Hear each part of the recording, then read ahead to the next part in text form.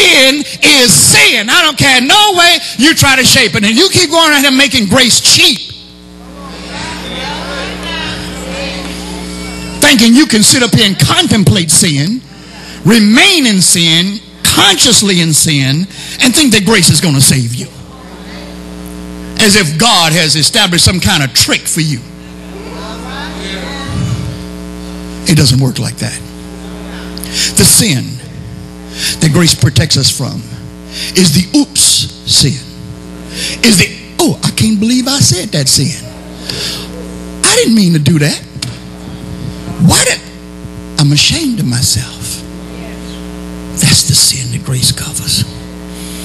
Not the sin of commission, the sin of omission. The sin where we just simply forget who we are and lose our place. The sin that I might commit if I drop a hammer on my foot. I'm not responsible for what jumps out my mouth at the moment. Grace!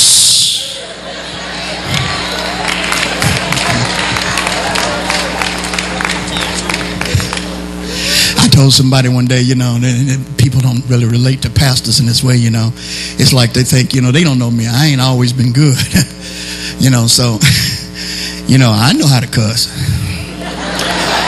I got a good vocabulary. I learned from some of the best. All that's still here. It's up here. I got it. It ain't going nowhere. It ain't disappeared just because I'm a pastor. It ain't going nowhere. I got every word. I got it all. I got it all. It's all up here in my head, right? It could come out if I let it. If I let it come out, you know, you catch me the wrong way one day, you might get a piece.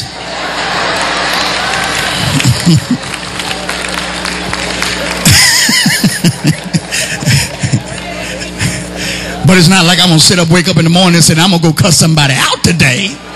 I'm not waking up saying, I'm going to cuss somebody out today. I'm not waking up saying, I'm going to go sin. I'm not waking up saying, I'm going to meet that woman's husband.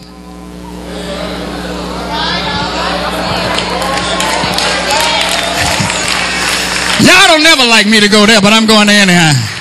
Now, it ain't like I woke up this morning and said, oh, today at 1, I got to meet her husband.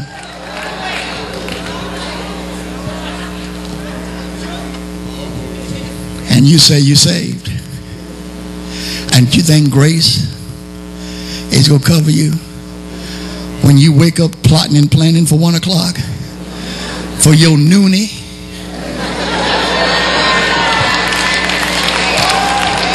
I'll shout all over y'all. I ain't studying y'all. You go to work thinking about your noonie. And you go to work talking about, ooh, child, Apostle show preach Sunday. I'm gonna buy you a CD, bring it to you. Ooh, child, you steady looking at your watch.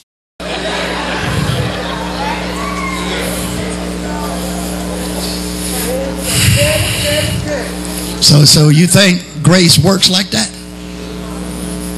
You think grace covers like that? I mean, no. Grace was never meant to be that kind of eraser in your life. And sin is what binds us. Sin is what we fight. Sin is what we war against. The flesh is what we fight against. It's the battle we're called to win. It's the battle we're called to fight. It's what we have to deal with every day. Now, y'all ain't no saints. I ain't looking at no perfect people out here. We saints in Christ in the faith, but I'm not looking at any righteous folk out here. And I'm not looking at any perfect people. Everybody in here has got something wrong in their head, in their heart. Something's going on that we have to battle and fight every day. An addicted person, an alcoholic, knows they can't work in a liquor store. They can't hang around at a bar.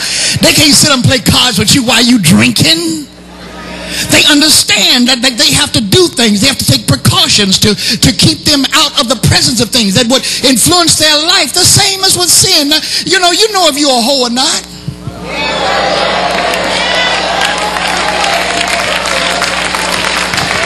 Oh, don't you get shocked with me. You grown. That's why I got the kids over there so I can talk to y'all like this.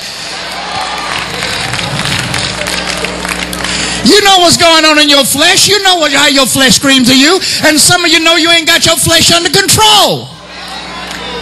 Don't play with me. I ain't got time to play with you this morning.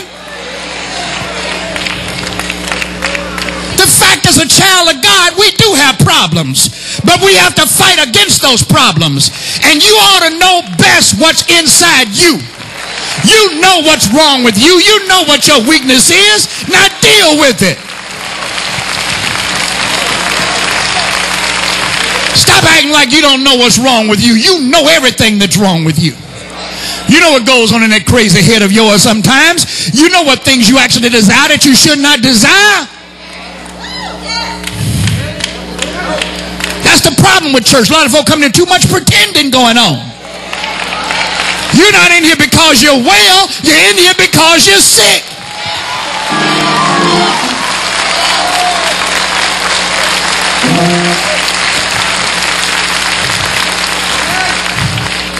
We all are struggling. It's a struggle, a fight every day of your life to fight against the temptation of sin that's in your life. Satan will know what your weakness is, and he'll use that weakness against you.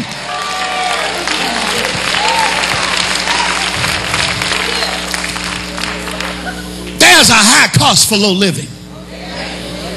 It's our souls and the fabric of our souls. The fact is, it's like we know.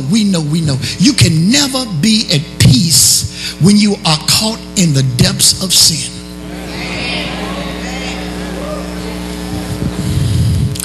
In fact, the only thing that gives you peace is being right. Oh, Jesus. I said the only thing that really gives you peace is knowing that you're right. Just to be right feels so good. Just to be right with your ducks in a row, your I's dotted and your T's crossed.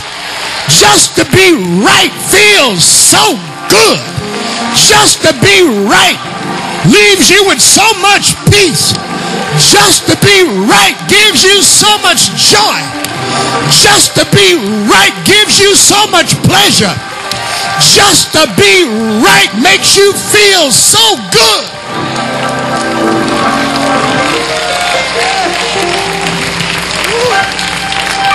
Just to be right. When you're living wrong, you cannot be comfortable. You can't be comfortable wallowing in the muck and mire and filth of sin. Sit down, y'all. Sit down.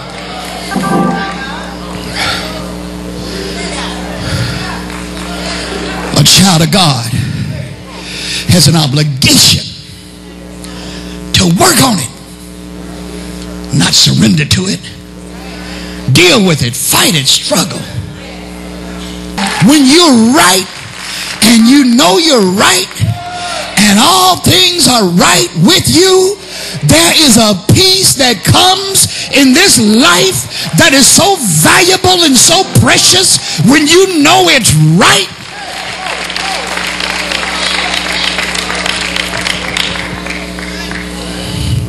Sin, low living, tears away the fabric of our reality. It tears away the fabric of what we're supposed to be in Christ. Too often we pay too great a price for something that looks good and promises so much. Fish are hooked because they're attracted to shiny objects, things that look like food but are not food. Samson's greatest flaw was that he was attracted to low living. He was attracted to low living like I'm attracted to cheesecake.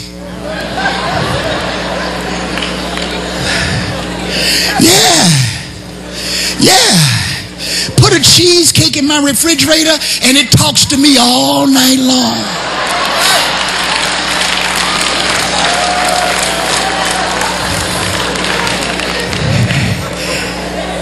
Hey, Bill.